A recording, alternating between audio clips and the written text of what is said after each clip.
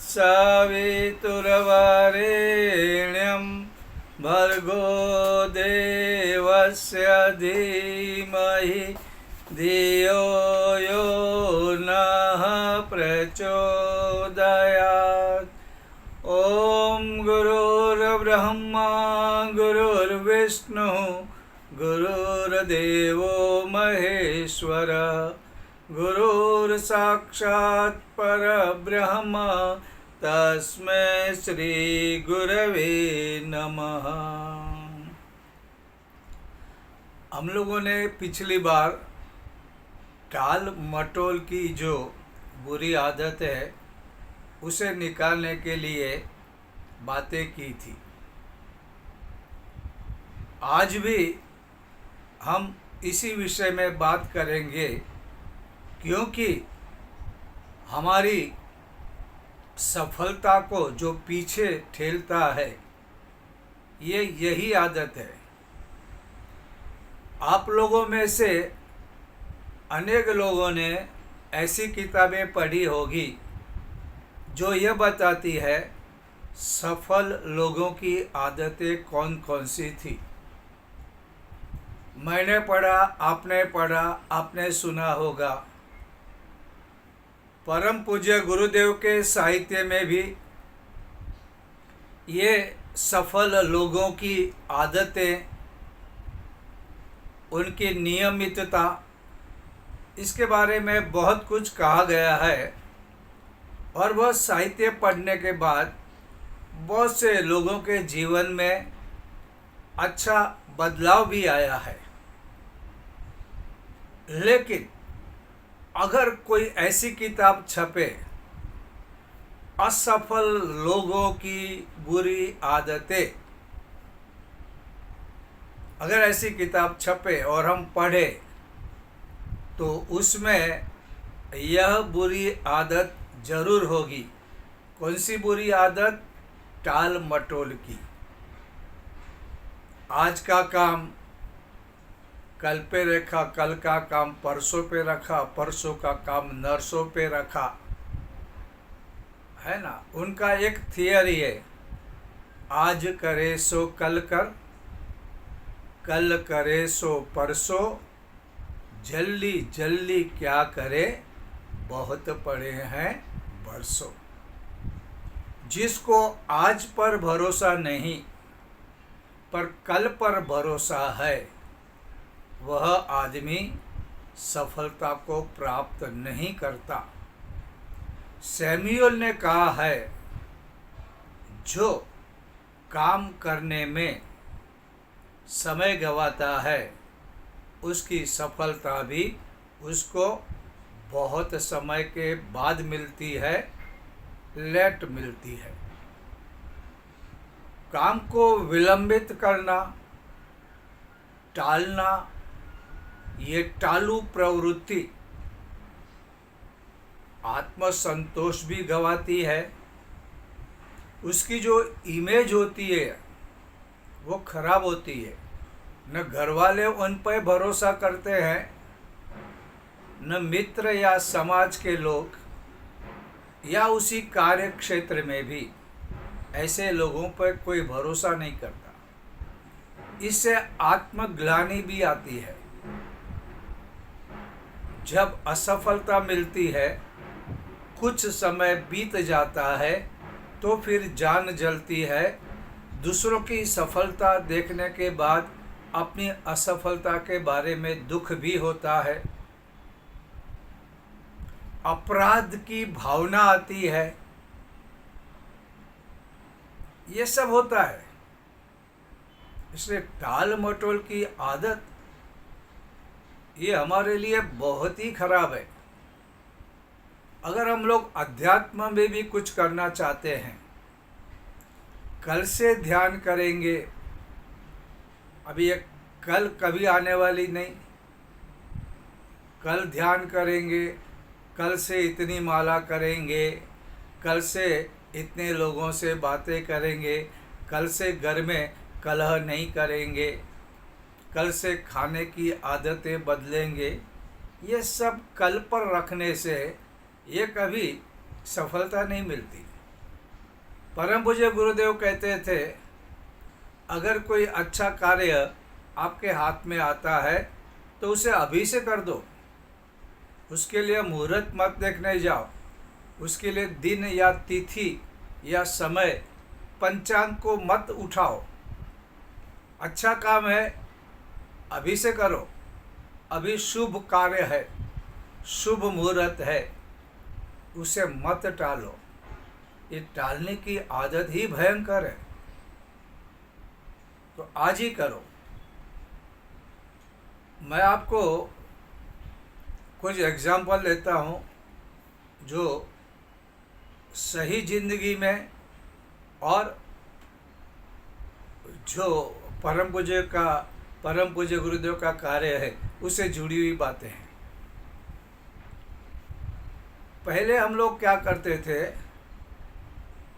हमारे आसपास के लोगों को सभी को हरिद्वार शांति कुंज लेके जाते थे, और उसमें भी खास जो वृद्ध है, जिनके बेटे या धन के कारण या समय के कारण कुछ नहीं कर सकते, तो ऐसे लोगों को लेकर वहाँ पे 10 दिन रहते थे। 9 दिन की साधना होती थी, 1-2 दिन घूमना और फिर मथुरा, गोकुल, वृंदावन सब घुमा के यात्रा करके वापस जाते थे। तभी ब्रह्मवर्चस्व में, क्योंकि आज जितनी भीड़ है तभी उतनी भीड़ नहीं होती थी उन सालों में।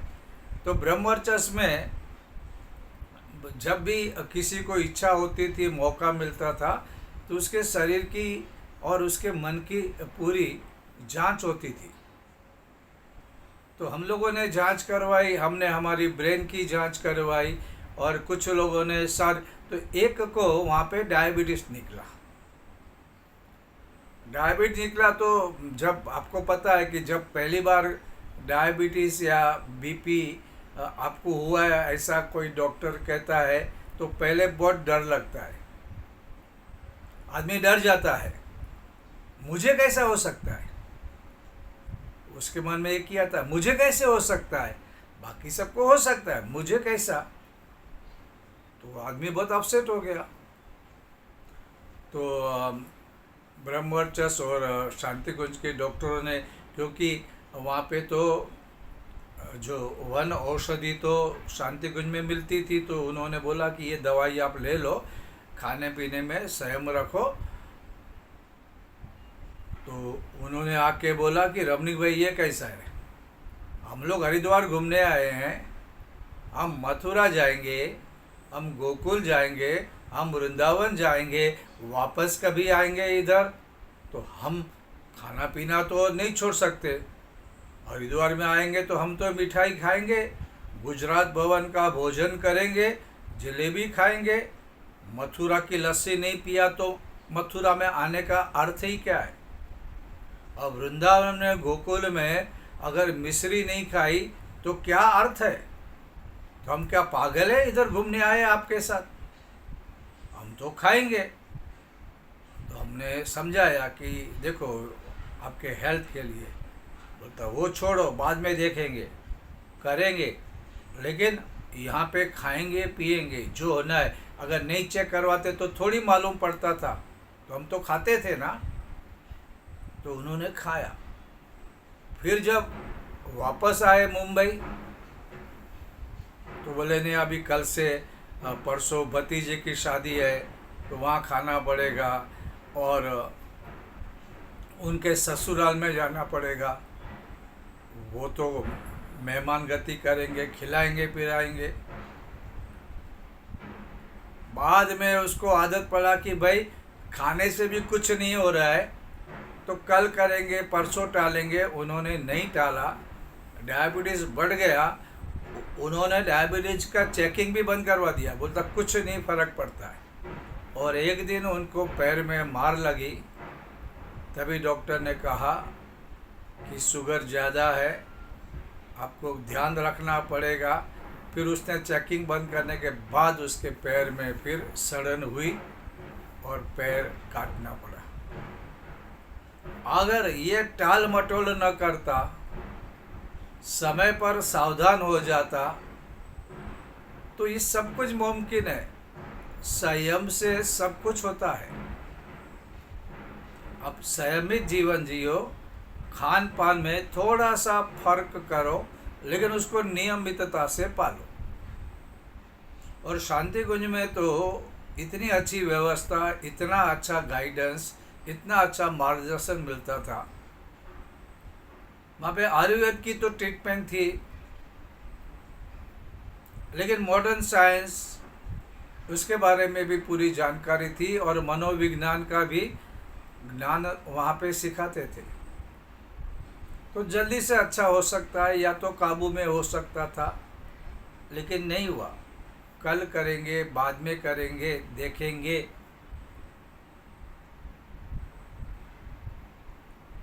और दूसरा किस्सा आपको बताता हूँ। कल्याण के शंकरराव चौक में नगर पालिका की परमिशन के साथ व्यसन मुक्ति का एक बहुत बड़ा कार्यक्रम हुआ। वहाँ पे रोड शो हुआ, रोड के ऊपर ड्रामा किया गया, और कल्याण के लोगों ने इतनी प्रशंसा की, इतने लोग आ गए, इतना सहयोग मिला, और इतने लोगों को उसका ज्ञान मिला कि बहुत से लोगों ने व्यसन छोड़ा। उसमें एक यंग लड़का था जिसके बारे में सुना था, बहुत बड़ा व्यापारी था, बहुत इंटेलिजेंट था, लेकिन उसको शराब की आदत पड़ गई थी। अब शराब की आदत पड़ गई थी तो वो शराब एक शौक की तरह, ऐसा होता है ना, एक शौक, जा रहे पिकनिक में जा रहे हैं, या चार दोस्त इकट्ठे हुए, चलो मज़ा करते हैं, वैसा करते करते उसको आदत पड़ गई। आदत पड़ने के बाद वहाँ पे जब व्यसन मुक्ति में सारी बातें बताई गई, तो उसने जाहिर में कहा कि मुझे कहने दो, मैं पीता हूँ, लेकिन मैं इसे छोड़ दूँगा, ये मुझे नुकसान भी कर सकता है। उसको 2 बेटियाँ थी, वो 2 बहनें थी, जिसकी शादी नहीं हुई थी। जिम्मेदारी पूरी उस पर थी, और वो व्यापार करता था, बहुत इंटेलिजेंट था, लेकिन वो आदत धीरे धीरे इतनी पड़ती गई कि उसके लीवर में कुछ खराबी हुई। अब ये खतरनाक बात थी, अगर इसे कुछ हो जाता तो 2 कंवारी बहनें और 2 लड़कियां छोटी, जो तीसरी में और जूनियर केजी में पढ़ती थी, उनका भविष्य, और मालूम है लीवर अगर खराब होना शुरू किया तो बहुत मुश्किल होता है। अब इसको मालूम पड़ा, ये डर गया, लेकिन इसे शराब नहीं छूट रही। घर वाले चिल्ला रहे तो घर घर में क्रोध करता था, बर्तन तोड़ देता था, और छुपके से पीने लगा। बीमारी बढ़ती गई, और वो चाहता था कि वो छोड़े, लेकिन उसकी बात एक कि आज का दिन रहने दो, आज मुझे पेट साफ नहीं आ रहा, मेरे हाथों में कंपी हो रही, मैं नहीं पीऊँगा तो मेरा हालत ख़राब हो जाएगा, मैं अगले हफ्ते से छोड़ेगा, मुझे थोड़ा विल पावर बढ़ाने दो, मेरे मन को मजबूत होने दो। ऐसा रिक्वेस्ट करते करते, लेकिन वो छोड़ नहीं, कल छोड़ेगा, परसों छोड़ेगा। एक दिन ऐसा हुआ कि उसका दर्द बढ़ा, उसको अस्पताल में एडमिट किया, और एडमिट करने के बाद डॉक्टर ने बोला कि अब तुम कुछ आज अन्न भी नहीं लेना है, सिर्फ नारियल का पानी पी सकते हो, तुम्हारा लीवर बहुत ज़्यादा ख़राब हो गया है। दूसरे दिन वार्ड बॉय आया, नारियल दिया, ये नारियल का पी गया, और 2 मिनट में उसका लीवर फटा, वो मर गया। अब क्या था, वो नारियल में नारियल का पानी नहीं था, उसके अंदर वार्ड बॉय को उसने 500 रुपया दे के कहा था कि नारियल में शराब भर के ला और शराब मुझे देना, और वो पूरा नारियल पानी का शराब पी गया, क्योंकि वो अपने आप को कंट्रोल नहीं कर पाया, और लीवर फटा, वो मर गया। 2 लड़कियां उसकी, 2 बहनें। बेचारी अचानक अनाथ हो गई। अगर ये टाल मटोल, क्योंकि उसका भी मन था, उसका भी इरादा था, लेकिन वो नहीं छोड़ पाया, क्योंकि जब ये आदतें बढ़ती जाती है, इसलिए कभी भी सावधान रहो। शौक के लिए कर रहे हैं, कंपनी के लिए कर रहे हैं, कुछ पल के आनंद के लिए कर रहे हैं, ऐसी आदतें अगर तुम डालोगे तो ये आदत बन जाएगी। फिर तुम्हारे खून में उसकी आदत पड़ेगी, फिर निकलना मुश्किल होगा, फिर बहुत कुछ हो सकता है। इसलिए सावधानी यहाँ पे रखनी है कि टाल मटोल को अवॉइड करें, उसे हम कल पे ना छोड़े। जो चीज़ बुरी है उसको तुमको अभी से छोड़ना है। दूसरा एक एग्जाम्पल,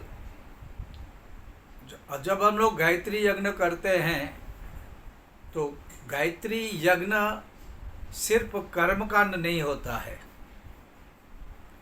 वहाँ पे लोक शिक्षण भी दिया जाता है और व्यसन मुक्ति भी होती है। तो जैसे यज्ञ की पूर्णाहुति हुई तो गायत्री परिवार का यज्ञ था, तो आचार्य ने कहा कि भाई यज्ञ का अर्थ होता है संगतिकरण, मैत्रीकरण, देव पूजन और दान। अभी आपको दान तो देना पड़ेगा, बिना दान तो यज्ञ पूरा नहीं होता है। तो लोगों ने बातें शुरू की, देखो वैसे तो कहते हैं गायत्री परिवार वाले कोई पैसा नहीं लेते, और अब देखो दान मांग रहे हैं। इतने में आचार्य ने कहा, कौन दान देना चाहता है, हाथ ऊंचे करो। तो कुछ लोग तो सोच में पड़ गए, कुछ लोगों ने हाथ ऊंचा किया, बोला आप दोगे जो मांगेंगे? तो बोला देंगे। तो आचार्य ने कहा, हमारे गुरुदेव ने तो कहा है पैसे की कोई कमी नहीं, अगर आपको देना है तो आपका व्यसन, आपकी बुरी आदत हमको दे दो, यज्ञ भगवान को दे दो पूर्णाहुति के साथ, ये दान हमको चाहिए। तो लोगों ने दिया। एक आदमी आया था, उसके जेब में गुटखा का बड़ा डिब्बा था, उसने कहा ये दे दिया, मैंने गुटखा हाथ से छोड़ा। उसने गुटखा दिया, सब लोगों ने वाह वाह कही कि चलो भाई इसने गुटखा छोड़ा। क्योंकि दूसरे दिन वो वापस पाया गया गुटखा खा रहा है। लोगों ने कहा छोड़ा नहीं, बोलता मैंने छोड़ दिया है, छोड़ दिया है, गुरुदेव के सामने छोड़ा, यज्ञ के सामने छोड़ा, तो मैं नहीं लूँगा। प्रॉब्लम कैसा है कि मेरा पेट साफ नहीं हो रहा, तो दवा समझ के मैंने आज लिया है। नाउ दिस इज मेडिसिन, ये आदत नहीं है, ये दवा है। तो लोगों ने कहा ठीक है ये प्रॉब्लम है। बोलता धीरे धीरे मैं कम करते, धीरे धीरे कम करते करते बंद कर दूंगा बस, लेकिन मैंने छोड़ा है, यज्ञ के सामने छोड़ा है। परम पूज्य गुरुदेव पंडित श्री राम शर्मा आचार्य जैसे विभूतिवान गुरु, उनको साक्षी में रख के छोड़ा है, हो गया। लेकिन वो छोड़ नहीं पा रहा है, बोलता मुझे बदन में कुछ होता है, नहीं खाएगा तो घबराहट होती है, नहीं खाएगा तो मैं काम नहीं कर सकता, नहीं खाएगा तो एकाग्रता नहीं आती है, नहीं खाता हूँ तो पेट साफ नहीं होता है, मूड खराब होता है, हो गया। अब वो उसी दिन छोड़ता है या बाद में छोड़ने का प्रयत्न करता, लेकिन वो बहाने निकल रहा है, ये हो रहा है, वो नहीं छोड़ता। और एक दिन ऐसा हो गया, उसको पेट में दर्द हुआ, तो डॉक्टर को दिखाया, तो डॉक्टर ने बोला तुम्हारे पेट में अल्सर है, और अल्सर है इसलिए तुमको गुटखा अभी का अभी बंद करना पड़ेगा, और इसके साथ साथ ट्रीटमेंट भी शुरू करनी पड़ेगी। अब ये आदमी कहता है ट्रीटमेंट करनी है, करेंगे कल करेंगे, इतना दिन तो मैं रहा ना जिंदा, चलता रहा ना, करूँगा। वो डॉक्टर के पास वापस नहीं गया, और गुटखा भी बंद करेंगे, बाद में करेंगे, क्या इतना थोड़ी मैं मर जाता हूँ। और वो करते रहा, उसका अल्सर बढ़ते गया और एक दिन ऐसा आया कि उसको पेट में ज़्यादा दर्द हुआ और डॉक्टर को सर्जरी करनी पड़ी। सर्जरी करनी पड़ी तो मरते मरते बचा। लोगों ने मन्नतें मानी, लोगों ने पैसे डाले, तब वो मुश्किल से बचा। अगर वो टाल मटोल न करता, अपना ठीक से इलाज करवाता, मन को थोड़ा मजबूत करता, तो उसे ये नहीं होता। इसलिए देखो, हम भी कभी यज्ञ में लोगों से ये संकल्प लेते हैं कि और कहते हैं कि संकल्प लो, तभी हमारा भी एक फर्ज है कि हम उनसे जुड़े रहें और उनसे मिलते रहें। देखें, अगर उनका विल पावर कम हो रहा है, समझदारी का अभाव है, तो हम कहें। हम लोगों ने यज्ञ में संकल्प लेके हम चले गए अपने घर, वो गए अपने घर, हम खुश होकर कहते हैं इतने लोगों ने संकल्प लिया, लेकिन बाद में क्या होता है, क्योंकि आदमी का मन है ये कमज़ोर होता है, आदतें बहुत बलवान होती है, और ये व्यसन, इसमें जो नशा होता है, ये हमारे शरीर के कुछ भागों को, खून को भी प्रभावित करता है। इसलिए हमें भी उन लोगों के साथ मिलते रहना चाहिए। अगर वो कमज़ोर पड़ते तो उनको, क्योंकि हम ये क्यों कर सकते हैं, हम इतने सियाने हैं इसलिए नहीं, हमारे पास परम पूज्य गुरुदेव के विचार है, वो विचार इतने शक्तिशाली है, वो विचार इतने सात्विक है, और उसमें हमारा कोई स्वार्थ नहीं है, तो उसका प्रभाव ज़्यादा पड़ता है। वो अपनी बीवी की बात नहीं मानेंगे, लेकिन आपकी बात मानेंगे। जिस तरह स्कूल के जो बच्चे होते हैं ना, वो माता पिता की बात नहीं मानते, लेकिन स्कूल के टीचर बोलेंगे तो फाइनल, वो ब्रह्म वाक्य हो गया, वो करेंगे ही। उसी तरह से जब हम लोग एक आचार्य पद की भूमिका निभाते हैं, या गायत्री परिवार के परिजन बन के लोगों को मार्गदर्शन देते हैं, तो उसका प्रभाव अलग है। उसमें परम पूज्य गुरुदेव की शक्ति भी है, हमारा निस्वार्थ जो संकल्प है, ये सब पॉजिटिवली काम करता है। इसलिए हम उनके संपर्क में रहें, उनसे फिर से मिले, देखें कैसा है, उनके ऊपर प्रेशर न डालें, हम श्रेष्ठ वैसी भावना भी न रखें, लेकिन नम्रता से, प्यार से, बिना प्रेशर उनको सही मार्ग पे चलाएं। ये हमारी ड्यूटी है, और यही हमारा जो सच्चा कार्य है। जो परम पूज्य गुरुदेव कहते हैं ना कि मैं सिद्धि और रिद्धि की बात नहीं करता, न मुझे मिठाई चाहिए, न मुझे मंदिर चाहिए, मुझे तो सिर्फ आप दूसरों को विचार दो, वही चाहिए। मुझे ज्ञान मंदिर चाहिए, बाकी मंदिरों की मुझे कोई इच्छा नहीं, न मुझे मिठाई खाने की इच्छा हो रही है, मुझे कोई मिठाई की ज़रूरत नहीं है। तो ये टाल मटोल की जो आदत है, ये छोटी दिखती है, हम कभी इसके बारे में सोचते नहीं, लेकिन ये बहुत भयंकर होती है। कितने लोगों के जीवन बर्बाद हुए, कितने लोगों की सफलता जो पास में थी, वो सफलता उनको मिलती नहीं। और इसके में बहुत सारे कारण होते हैं, आदतें होती है। कभी कभी कोई समस्या का सामना करने में हमारे में हिम्मत नहीं होती है, तो हम उस काम को टाल देते हैं। अरे सामने वाले से कौन लड़े, है ना, झंझट कौन करे, छोड़ दो, काम को अभी नहीं करते, बाद में देखेंगे। और कभी कभी कोई काम हमें अच्छा नहीं लगता तो हम उस काम को टाल लेते हैं। कभी कभी तो आलस्य और प्रमाद भी होता है।